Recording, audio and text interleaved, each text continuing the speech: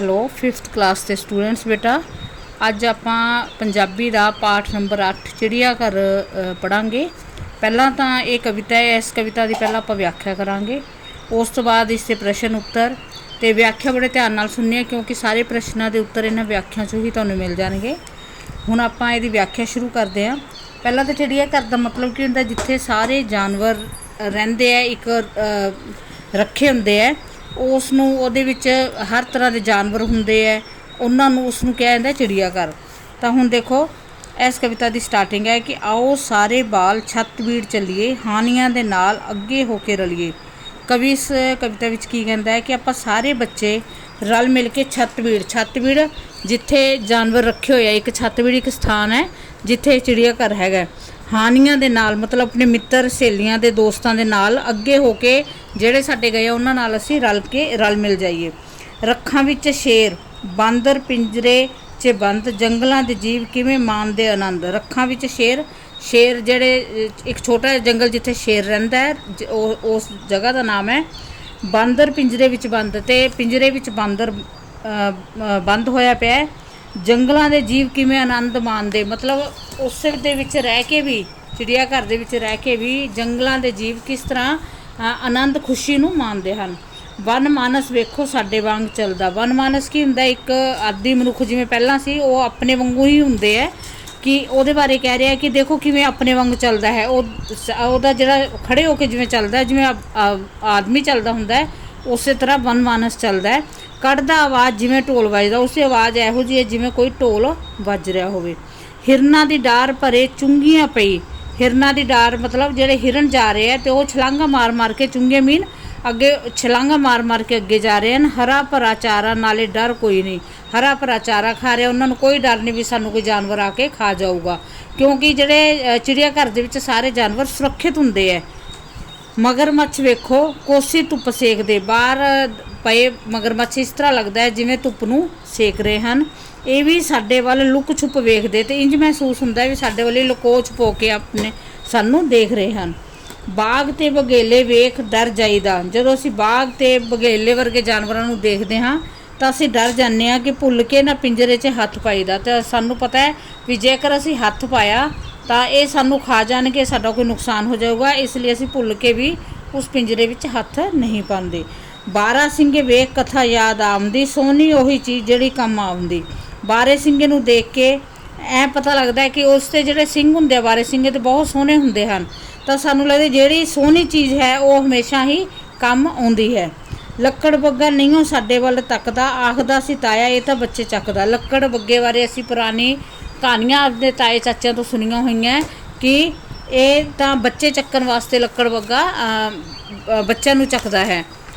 ਅੱਗੇ ਹੈ ਨਿੱਕੇ ਜਿਹੇ ਛੰਭ ਵਿੱਚ ਹੰਸ ਤਰਦੇ। ਛੰਭ ਛੋਟੇ ਜਿਹੇ ਤਲਾਅ, ਕੈਦ ਨੇ ਵਿਚਾਰੇ ਨਾ ਉਡਾਰੀ ਭਰਦੇ। ਛੋਟੇ ਜਿਹੇ ਤਲਾਅ ਦੇ ਵਿੱਚ ਜਿਹੜੇ ਹੰਸ ਹੈ ਉਹ ਤੈਰ ਰਹੇ ਹਨ ਅਤੇ ਉਹ ਉਹਦੇ ਵਿੱਚ ਕੈਦ ਹੋਏ ਪਏ ਆ, ਨਾ ਤਾਂ ਉਡਾਰੀ ਭਰ ਸਕਦੇ ਹਨ ਨਾ ਕਿਤੇ ਜਾ ਸਕਦੇ ਹਨ। ਸੁਨਹਿਰੀ ਚੁੰਝ ਵਾਲੀ ਮੈਨਾ ਹੈ ਪਹਾੜ ਦੀ। ਮੈਨਾ ਬਾਰੇ ਦੱਸਿਆ ਕਿ ਮੈਨਾ ਦੀ ਜਿਹੜੀ ਚੁੰਝ ਆ ਉਹ ਬਹੁਤ ਸੁਨਹਿਰੀ ਚੁੰਝ ਵਾਲੀ ਹੈ। ਸੁਨੇਹਾ ਕੋਈ ਦੇਵੇ ਮੈਨੂੰ ਆਵਾਜ਼ ਮਾਰਦੀ। ਮੈਨੂੰ ਇਸ ਤਰ੍ਹਾਂ ਲੱਗਦਾ ਜਿਵੇਂ ਉਹ ਮੈਨੂੰ ਇਹ ਕਹਿ ਰਹੀ ਹੈ, ਆਵਾਜ਼ਾਂ ਮਾਰ ਰਹੀ ਹੈ ਵੀ ਮੈਨੂੰ ਕੁਛ ਕਹਿਣਾ ਚਾਹ ਰਹੀ ਹੈ। ਅੱਧਾ ਸੁੱਤਾ ਉੱਲੂ ਸਾਡੇ ਵੱਲ ਝਾਕਦਾ। ਮਨ ਵਿੱਚ ਇਹ ਵੀ ਸਾਨੂੰ ਉੱਲੂ ਆਖਦਾ, ਅਤੇ ਸਾਨੂੰ ਮਹਿਸੂਸ ਹੁੰਦਾ ਹੈ ਕਿ ਜਿਹੜਾ ਉੱਲੂ ਹੈ ਜਦੋਂ ਉਸ ਨੂੰ ਦਿਨ ਵਿੱਚ ਦਿਖਦਾ ਨਹੀਂ, ਉੱਲੂ ਦਾ ਤੁਹਾਨੂੰ ਪਤਾ ਹੋਣਾ ਕਿ ਇਹ ਰਾਤ ਵਿੱਚ ਦੇਖ ਸਕਦਾ। ਉਸ ਦੀਆਂ ਅੱਧੀਆਂ ਅੱਖਾਂ ਖੁੱਲ੍ਹੀਆਂ ਹਨ ਤਾਂ ਸਾਨੂੰ ਲੱਗਦਾ ਹੈ ਕਿ ਇਹ ਸਾਨੂੰ ਵੀ ਉੱਲੂ ਆਖ ਰਿਹਾ ਹੋਣਾ ਕਿ ਇਹ ਦਿਨ ਵਿੱਚ ਘੁੰਮਦੇ ਫਿਰਦੇ ਆ। ਗੁਟਕਦੇ ਕਬੂਤਰ ਕਿਵੇਂ ਘੇਰੇ ਕੱਢਦੇ, ਜਾਪਦਾ ਇੰਝ ਕੋਈ ਨਾਚ ਨੱਚਦੇ। ਕਬੂਤਰ ਹੈ ਜਿਹੜੇ ਉਹ ਇਸ ਤਰ੍ਹਾਂ ਲੱਗਦਾ ਹੈ ਉਹ ਇੱਕ ਦੂਜੇ ਦਾ ਘੇਰੇ ਇਸ ਤਰ੍ਹਾਂ ਸਾਰੇ ਦੇ ਸਾਰੇ ਘੇਰੇ ਬਣਾ ਕੇ ਇਸ ਤਰ੍ਹਾਂ ਤੁਰੇ ਫਿਰਦੇ ਆ ਜਿਵੇਂ ਕੋਈ ਨੱਚਣ ਵਾਲੇ, ਜਿਵੇਂ ਡਾਂਸ ਕਰਦੇ ਬੱਚੇ, ਇਸ ਤਰ੍ਹਾਂ ਕੋਈ ਨਾਚ ਨੱਚ ਰਿਹਾ ਹੋਵੇ। ਪੰਛੀਆਂ ਦਾ ਰਾਜਾ ਮੋਰ ਪਹਿਲ ਪਾਉਂਦਾ, ਝੂਠ ਹੈ ਗੁਟਾਰਾ ਨਾਲ ਰੁੱਸ ਜਾਉਂਦਾ। ਕਹਿੰਦੇ ਜਿਹੜਾ ਪੰਛੀਆਂ ਦਾ ਰਾਜਾ ਮੋਰ ਉਹ ਹੈ ਪਹਿਲਾਂ ਪਾਉਂਦਾ, ਮਤਲਬ ਖੁਸ਼ੀ ਦੇ ਵਿੱਚ ਜਦੋਂ ਨੱਚ ਰਿਹਾ ਹੁੰਦਾ ਤਾਂ ਕਈ ਕਹਿੰਦੇ ਹਨ ਕਿ ਗਟਾਰਾਂ ਨਾਲ ਰੁੱਸ ਜਾਂਦਾ। ਇਹ ਗੱਲ ਬਿਲਕੁਲ ਝੂਠ ਹੈ। ਨਿੱਕੀ ਜਿਹੀ ਝੀਲ ਵਿੱਚ ਪੱਤੇ ਨੇ ਚੜੇ, ਬਗਲੇ ਭਗਤ ਵਿੱਚ ਕਿਵੇਂ ਨੇ ਖੜੇ। ਨਿੱਕੀ ਜਿਹੀ ਝੀਲ ਵਿੱਚ ਮਤਲਬ ਛੋਟੀ ਜਿਹੀ ਝੀਲ ਹੈ, ਉਹਦੇ ਵਿੱਚ ਮੌਸਮ ਦੇ ਨਾਲ ਪੱਤੇ ਝੜ ਕੇ ਉਸ ਵਿੱਚ ਪਏ ਹੋਏ ਹਨ, ਅਤੇ ਬਗਲੇ ਭਗਤ ਵਿੱਚ ਕਿਵੇਂ ਨੇ ਖੜੇ, ਉਸ ਦੇ ਵਿੱਚ ਜਿਹੜੇ ਚਿੱਟੇ ਰੰਗ ਦੇ ਬਗਲੇ ਹੁੰਦੇ ਹਨ ਉਹਦੇ ਵਿੱਚ ਖੜੇ ਹਨ। ਇਕੱਲਾ ਤੇ ਉਦਾਸ ਕੁੱਕੜ ਇੱਕ ਜੰਗਲੀ। ਜੰਗਲ ਦਾ ਇੱਕ ਕੁੱਕੜ ਹੈ ਜਿਹੜਾ ਇਕੱਲਾ ਤੇ उदास होया बैठा है, वेखन ही वाली ਇਹਦੀ दिख रंगली, देखन वाला है कि कितना सोहना लगदा है, रंग बिरंगा है। लूंबड़ी नूं वेख बात याद आउंदी, कावां नूं गवैया अख ठग जांदी है। ਤਾਂ ਲੂੰਬੜੀ ਨੂੰ ਦੇਖ ਕੇ ਸਾਨੂੰ ਪੁਰਾਤਨ ਕਹਾਣੀ ਯਾਦ ਆਉਂਦੀ ਹੈ ਕਿ ਇਹਨੇ ਕਾਂ ਨੂੰ ਕਿਹਾ ਸੀ, ਕਿਉਂਕਿ ਉਸਦੇ ਮੂੰਹ ਵਿੱਚ ਇੱਕ ਟੁਕੜਾ ਸੀ, ਉਹਨੂੰ ਕਹਿੰਦੇ ਤੂੰ ਬਹੁਤ ਸੁਰੀਲਾ ਗਾਉਂਦਾ ਹੈ, ਤਾਂ ਉਹਦੇ ਮੂੰਹ 'ਚ ਟੁਕੜਾ ਥੱਲੇ ਡਿੱਗ ਪਿਆ ਸੀ। ਤਾਂ ਉਹ ਮਤਲਬ ਉਹ ਠੱਗ ਕਿਸ ਤਰ੍ਹਾਂ ਉਹਨੇ ਕਾਂ ਨੂੰ ਉਹਦੀ ਪ੍ਰਸ਼ੰਸਾ ਕਰਕੇ ਠੱਗਿਆ ਸੀ, ਉਹ ਕਹਾਣੀ ਸਾਨੂੰ ਯਾਦ ਆ ਜਾਂਦੀ ਹੈ। ਸਹੇ ਖਰਗੋਸ਼ ਲੰਮੀ ਛਾਲ ਮਾਰਦੇ, ਸਹੇ ਤੇ ਖਰਗੋਸ਼ ਹੈ, ਇਹਨਾਂ ਦੀ ਛਾਲ ਦੀ ਬਹੁਤ ਲੰਮੀ ਛਾਲ ਹੁੰਦੀ ਹੈ। ਕਦੇ ਕਦੇ ਭਾਵੇਂ ਕੱਛੂ ਕੋਲੋਂ ਹਾਰਦੇ, ਇਹਦੀ ਇਸ ਲਾਈਨ ਦੇ ਵਿੱਚ ਕੀ ਹੈ ਕਿ ਕੱਛੂ ਤੇ ਖਰਗੋਸ਼ ਦੀ ਜਿਹੜੀ ਕਹਾਣੀ ਆ ਉਹਦੇ ਵਿੱਚ ਖਰਗੋਸ਼ ਨੂੰ ਆਪਣੇ ਚਾਲ ਤੇ ਅਭਿਮਾਨ ਹੋ ਗਿਆ ਸੀ, ਤਾਂ ਉਹ ਹਾਰ ਗਿਆ ਸੀ ਕੱਛੂ ਤੋਂ। ਕੱਛੂ ਲਗਾਤਾਰ ਚੱਲਦਾ ਰਿਹਾ ਸੀ, ਤਾਂ ਉਸ ਕਹਾਣੀ ਨੂੰ ਅਸੀਂ ਯਾਦ ਕਰਦੇ ਹਾਂ ਕਿ ਕਿਸ ਤਰ੍ਹਾਂ ਕੱਛੂ ਕੋਲੋਂ ਖਰਗੋਸ਼ ਹਾਰ ਗਿਆ ਸੀ। ਪੰਛੀਆਂ ਨੂੰ ਕੈਦ ਭੁੱਲ ਕੇ ਨਾ ਕਰਨਾ, ਪਿੰਜਰੇ 'ਚ ਰਹਿਣ ਨਾਲੋਂ ਚੰਗਾ ਮਰਨਾ।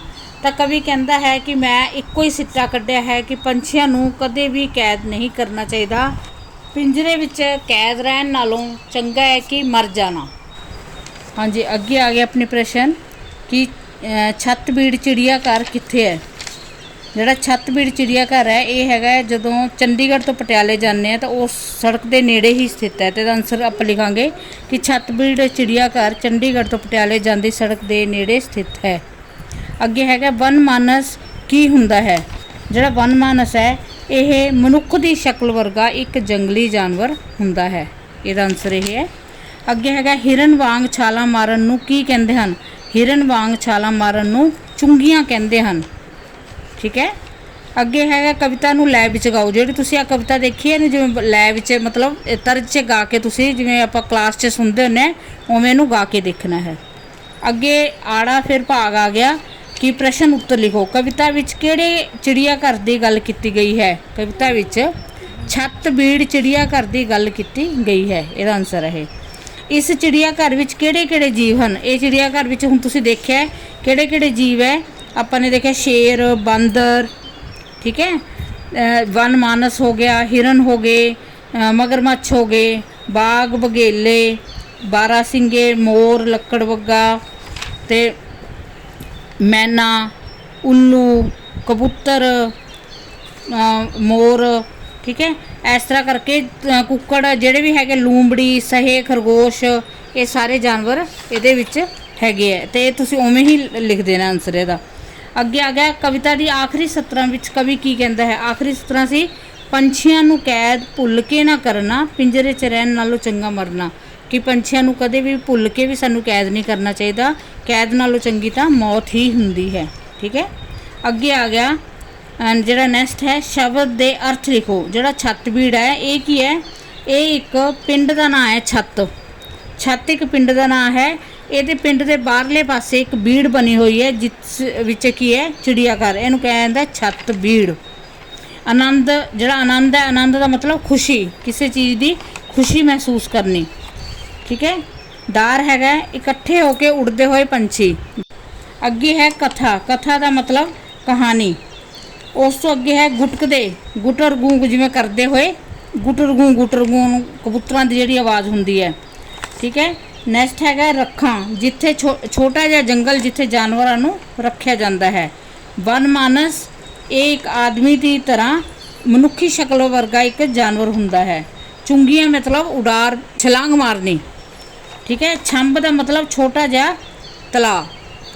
ਅੱਗੇ ਆ ਗਿਆ ਵਿਰੋਧੀ ਸ਼ਬਦ। ਵਿਰੋਧੀ ਕੀ ਹੁੰਦਾ, ਉਲਟ, ਜਿਵੇਂ ਕੈਦ, ਆਜ਼ਾਦ, ਧੁੱਪ, ਛਾਂ, ਸੁੱਤਾ, ਜਗਿਆ ਜਾਂ ਉੱਠਿਆ, ਰੁਸਣਾ, ਮੰਨਣਾ, ਮਰਨਾ, ਜੀਣਾ।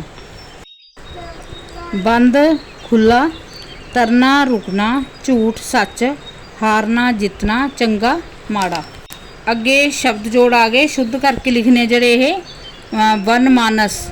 ਇਹ ਤੁਹਾਨੂੰ ਸਕਰੀਨ 'ਤੇ ਮੈਂ ਦਿਖਾਉਂਗੀ ਸ਼ੁੱਧ ਕਿਵੇਂ ਲਿਖਣੇ। ਛੱਤਬੀੜ, ਸੁਨਹਿਰੀ, ਕਾਵਾਂ, ਲੱਕੜਬੱਗਾ, ਮੈਨਾ। ਇਹ ਗਲਤ ਲਿਖੇ ਹੋਏ ਹੈ। ਇਹ ਸਾਰੇ ਕਵਿਤਾ ਦੇ ਵਿੱਚ ਸ਼ੁੱਧ ਲਿਖੇ ਵੀ ਹੋਏ, ਉਹਨਾਂ ਨੂੰ ਹੀ ਦੇਖ ਕੇ ਲਿਖਣਾ ਆਪਾਂ ਨੇ। ਹਾਂਜੀ। ਅੱਗੇ ਆਪਾਂ ਨੇ ਹੈਗਾ ਕਵਿਤਾ ਵਿੱਚ ਆਏ ਜਾਨਵਰ ਅਤੇ ਪੰਛੀਆਂ ਦੇ ਨਾਵਾਂ ਦੀ ਸੂਚੀ।